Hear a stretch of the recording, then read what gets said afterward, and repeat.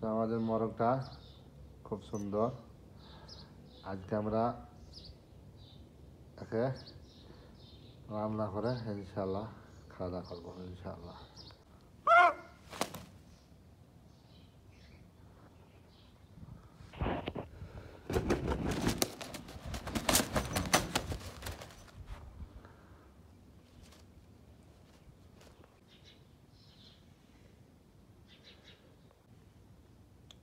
মাশাআল্লাহ মাশাআল্লাহ, অনেকগুলো মাংস হয়েছে। মাশাআল্লাহ মাশাআল্লাহ মাশাআল্লাহ মাশাআল্লাহ মাশাআল্লাহ। তো ফাইনালি আমাদের কাটা রেডি হয়ে গেছে। এখন ধুয়ে আমরা বসিয়ে দেবো রান্না করতে। তো আমরা এখন একটা কুকার বসিয়ে দিয়েছি, কুকারে তেল নিয়ে নিয়েছি। এখন আমরা দিয়ে দেবো পেঁয়াজ আর লঙ্কা।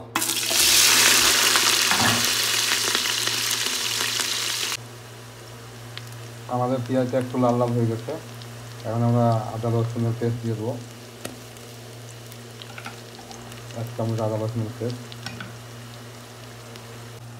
তো ফাইনালি আমাদের পেঁয়াজটা লাল লাল হয়ে গেছে, আদা রসুনও ভাজা হয়ে গেছে। এখন আমরা দিয়ে দেবো 1 চামচ হলদি। আমার চামচটা ছোটো তাই 2 চামচ দিলাম। দিয়ে একটু নেড়ে চেড়ে নেবো।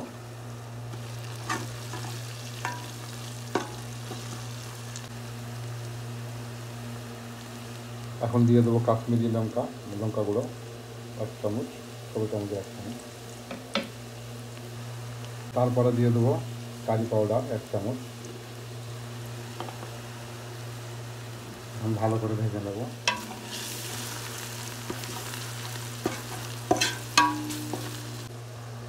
এখন আমরা মোরগের মাংস দিয়ে দেবো।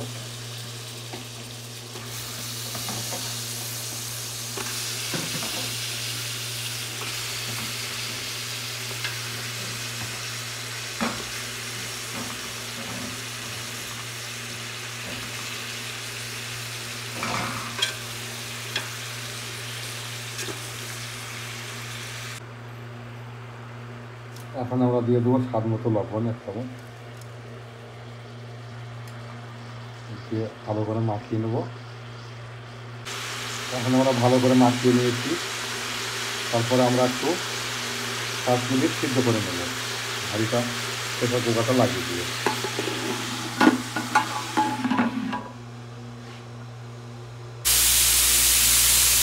তো ফাইনালি আমাদের এখন 5 মিনিট হয়ে গেছে কষানো। দেখি আমরা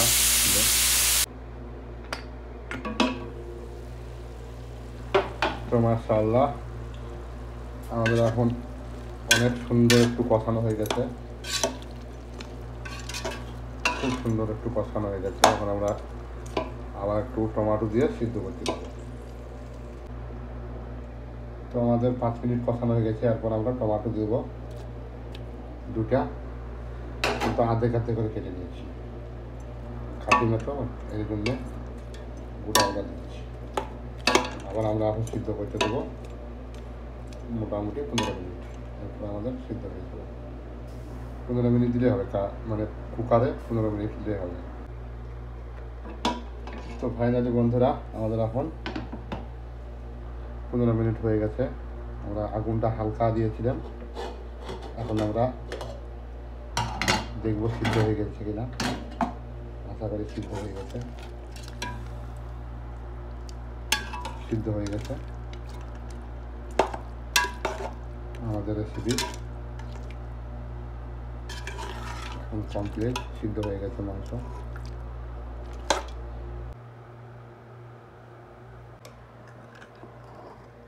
তো ফাইনালি আমরা এখন রেডি হয়ে গেছি খাওয়ার জন্য।